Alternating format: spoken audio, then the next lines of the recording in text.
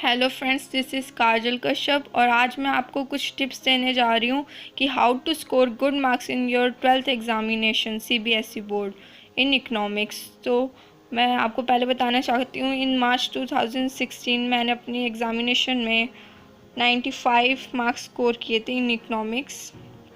तो तभी मैं आपको आज सोचा मैंने कि टिप्स दी जाए। तो सबसे पहले जब भी आप अपनी एग्ज़ामिनेशन में जाए तो first of all you should understand the concept of a paper and the marks distribution scheme. आपको पता होना चाहिए कि आपके पेपर में कौन सा क्वेश्चन कितने मार्क्स तक का आ सकता है और आपके पेपर में कितने कितने मार्क्स के क्वेश्चन आते हैं। मेरा कहने का मतलब है, जैसे आप अपने एग्ज़ामिनेशन जब देने जाएं तो सबसे पहले आपको पता होना चाहिए कि हमारे 4 मार्क्स के कितने क्वेश्चन आते हैं, 5 मार्क्स के कितने आते हैं और 1 और 2 मार्क्स के कितने आते हैं।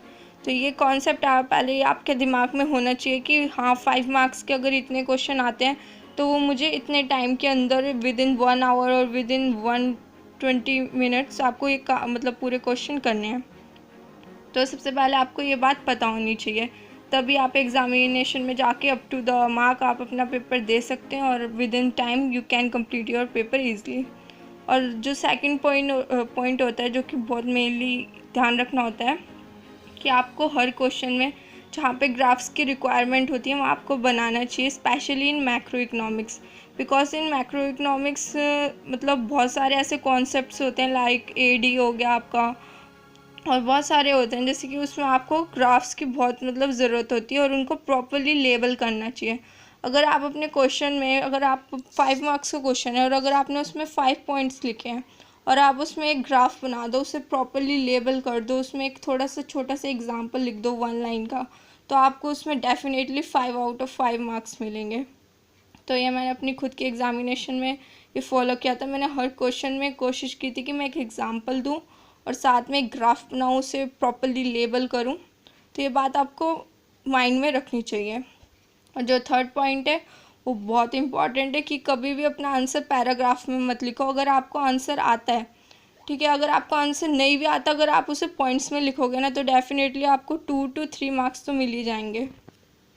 तो आपको उसमें 2 to 3 मार्क्स तो मिल ही जाएंगे। तो सबसे पहले हम, पता है सबसे पहले क्या गलती करते हैं, अगर हम कोई क्वेश्चन देखते हैं और उसके बारे में अगर हमें थोड़ा सा पता होता है या फिर we know little about it, then हम उसको क्या करते हैं, हम उसे पैरा में लिख देते हैं। बल्कि ये सबसे बड़ी गलती होती है। अगर आप उस पैरा को पैरा में ना लिख के, अगर तब तो आपको 1 मार्क्स मिलेंगे। अगर आप उसको 3 पॉइंट में लिख देते हो ना तो आपको डेफिनेटली 3 मार्क्स तक तो मिल जाते हैं, 2-3 मार्क्स बल्कि एक्स्ट्रा मिलेंगे, कम नहीं मिलेंगे। तो ऑलवेज रिमेंबर राइट इन पॉइंट्स। आप 5 मार्क्स का क्वेश्चन है तो उसमें 5 पॉइंट्स लिखिए, 6 मार्क्स का तो आप उसमें 6 पॉइंट्स लिखिए, 4 मार्क्स का है तो 4 पॉइंट्स लिखिए। और पॉइंट्स में लिखने से पहले सबसे पहले आप उसमें एक ऊपर पॉइंट लिखिए कि these are the following points on this topic, ऐसे करके जिस टॉपिक से आपका रिलेटेड है वो नाम लिख दीजिए। तो ऐसे आपको आंसर की स्टार्टिंग करनी होती है। तो सबसे पहले हमारा जो फोर्थ पॉइंट है यही है कि प्रेजेंटेशन बहुत इंपॉर्टेंट होती है। अगर आप डिफरेंस बता रहे हैं दो चीज़ों में, मान लो आप माइक्रो और मैक्रो में ही अगर डिफरेंस बता रहे हैं कि इन इकोनॉमिक्स में क्या डिफरेंस होता है, तो आपको इसके लिए प्रॉपर टेबल बनाना चाहिए। मिनिमम अगर 5 मार्क्स का है तो 5 पॉइंट लिखिए, उसका बेसिस लिखिए कि आप किस बेसिस पे डिफरेंस बता रहे हैं। यानी कि अगर आप उनकी डेफिनेशन बता रहे हैं सबसे पहले कि डेफिनेशन में क्या डिफरेंस है, तो आपका उसके आगे बेसिस पे आप लिखिए कि आप ये डिफ़ाइन कर रहे हैं, मीनिंग बता रहे हैं। फिर उसका पर्पस बता रहे हैं, अगर आप बताना चाह रहे हैं कि मैक्रो का क्या पर्पस होता है, माइक्रो इकोनॉमिक्स का क्या पर्पस होता है इन डिफरेंस, तो आप उस टेबल में बेसिस में आगे लिखिए कि आप ये उसका पर्पस बता रहे हैं। तो आप उसमें अपना उसका पर्पस बताइए।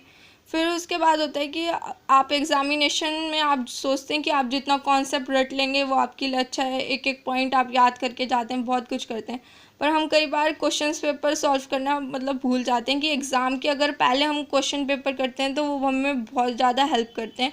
तो मिनिमम आप 5 question paper before your exam, before 1 day or 2 day you should solve it within a 3 hours।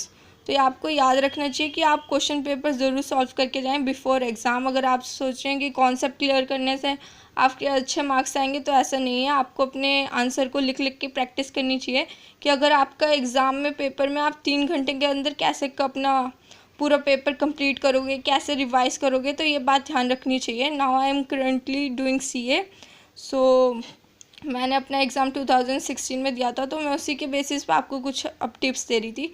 तो अगर आप ये सारी टिप्स फॉलो करेंगे तो definitely you will score 95+ marks.